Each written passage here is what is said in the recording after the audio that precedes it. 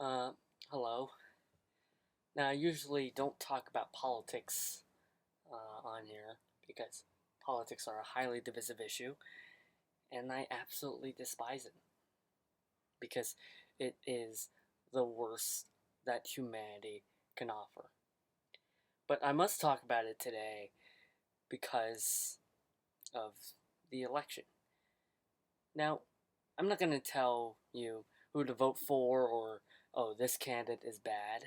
I think by this time everyone knows who won the election. It certainly shocked a lot of people, sent a lot of people in disbelief. But I want to remind you of the fundamentals of politics. Politics hasn't always been like this. It hasn't always been a media firestorm and then a bunch of week-long memes that pop up seemingly out of nowhere, and then ultimately you get a result that you may or may not like. It used to be much simpler. One king who always claims that he derives his power from the sky, God. Now, and then they thought of this idea. They thought of, what if we let people decide? And it was a huge gamble because there's this thing called the tyranny of the majority. And whether you think that tyranny of the majority is right or not, it is an actual term in which the founding fathers of the United States, they describe it as a huge miscalculation by the general public as a whole. But whether you stand on the Republican side or the Democratic side, I think there's something that we can all agree on, is that politics is one huge facade. Whatever they say, whatever they do, yes, if you drank their Kool-Aid, they will thank you because they are the ones holding the power once you inevitably vote for him or her. They will be the ones enjoying the salaries, enjoying the publicity, enjoying the powers and spoils that come with being a public servant. And you get to sit home. One of the worst aspects of the two-party system and representative democracy as a whole is that no human is truly uncorruptible. Everyone is suspect or suscept to corruption. Everyone is suscept to swaying of opinions, either by financial or not financial gifts, or maybe personal beliefs. Yes, they will say anything during the election cycle just to get you to vote for him or her. But democracy has always been a huge gamble. Our founding fathers know this. A lot of political pundits know this. Democracy is a huge gamble because democracy ultimately relies on human emotions. And human emotions historically has been very sporadic and very, very easily set light because we need it. But in civilized societies, they take advantage of it because they know once your vote is written with their name down, they don't really care about you anymore. Yeah, sure, they can't buy you something to entice you to vote for him or her. That will be a violation of the rules by the FEC. They can't entice you to do it. They can't say, oh, I'm gonna send you some direct bonuses. They can't. So the direct bonuses come from the policies they promise. And they hope so. Maybe it's a war in the Middle East to wipe out terrorism. An attempt. Maybe it sounds good to you. Maybe it's taxing the rich, more infrastructure, better healthcare. Something that you like. And there's a reason why they keep doing this, because it's the only way they know how, and it's the best way they know how. Politics isn't all black and white. Sure, you might say, oh, this person is entirely corrupt, entirely without morals, entirely without conscience. But you can say that about anyone. You can say that about anything if you look hard enough. But sometimes they like to hide it from us. They like to have their friends at the media cover it up for them to make it sound just a little bit more better. But if you're intelligent, if you're informed, you'll know that no candidate is perfect. In fact, no candidate is good enough. The only segment of candidates are the ones that are good at convincing, at coercing. Because that's their job. Their job is to convince you. Their job is to get you to the polling station and get your vote. Once they get your vote, well, we'll really know what they're gonna do. Say you sent that person in the White House. Yeah, sure. The first few hundred days, it will, or she will, try to put up a good show to make you seem worthwhile.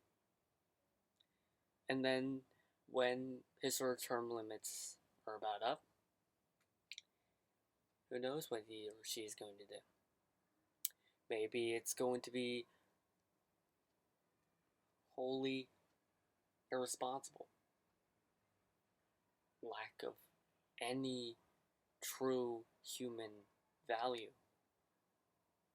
Who knows? Because the power isn't in your hands. The only power is that your vote. And, it's a kind of a bullcrap argument that your vote matters, but your vote is what they hinge on. It's why they have to hold some extravagant fundraisers and try to appeal as much because, again, your vote. And because of your instincts, of everyone's instincts, of everyone's immediate reaction, that this works. So, as a voter, it is extremely important that you read as much as you can about them, from the most conservative to the most liberal, the entire political spectrum. Go through it all. Don't take your news from one big news site or the other. Don't take your news from one guy you like most, because that guy is speaking for himself, but he doesn't speak for you. So be informed and try to avoid your own instincts. I know it's hard. I know it's difficult. I'll fully admit that it is difficult for me too. Sometimes I have impulses. Sometimes I believe that this is the right thing only to immediately regret it 10 minutes later. It's totally fine. But I don't want that 10 minutes later. And I certainly hope that you don't want that 10 minutes later to be once you get out of the polling station. Because your impulses, my impulses, affect this country. I'm not going to talk about the results of the election. In fact, I've refrained from talking about any real names. Because I believe that this applies to any political system. Not just selfishly the United States. It could apply anywhere. And so I want every voter, no matter if your favorite candidate won tonight's election or not, I want you to go home and I want you to think, am I informed? Am I certain that my choices are right? Am I certain that what I will do is best for the country for years down the line?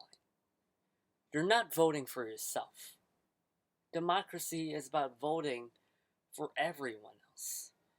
It's a weird thing to say that democracy will be altruistic, but I think this is the attitude we should all approach it. What will happen in a few years? You could say, oh yeah, the other guy or gal is going to do worse in a few years than who I picked. Then if you're with 100% conviction, if you're entirely sure, go ahead. But for those of you who aren't, who decided your vote purely based on what you think is right now, you think that, oh, he is or she is infallible, that I highly encourage you to sit back, rethink, and reconsider. You don't have to necessarily change your opinion in the end, but a little thinking goes a long way. A little calm time goes a long way. A little consideration goes a long way. No matter if you're satisfied with tonight's results or not, no matter if you're liking what you're seeing on your screens right now, at this moment, think about it. Think that your vote contributed to tonight. And what I want you to do is that you have to make sure that a few years down the line, you have to see through the facade and make sure that you don't regret your vote.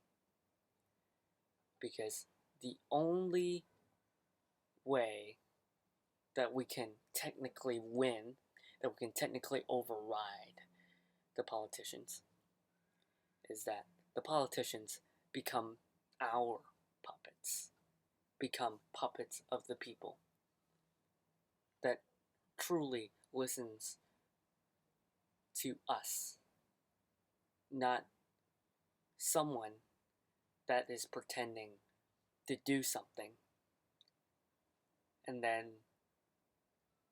goes by and takes orders from an entirely different group of people, and to not roll back on his or her policies as their campaign platform. So, good luck, America, and good luck to any future elections. I'm recording this on election night of 2016 of the US presidential election. But I hope this would apply to any election in the future. Thank you.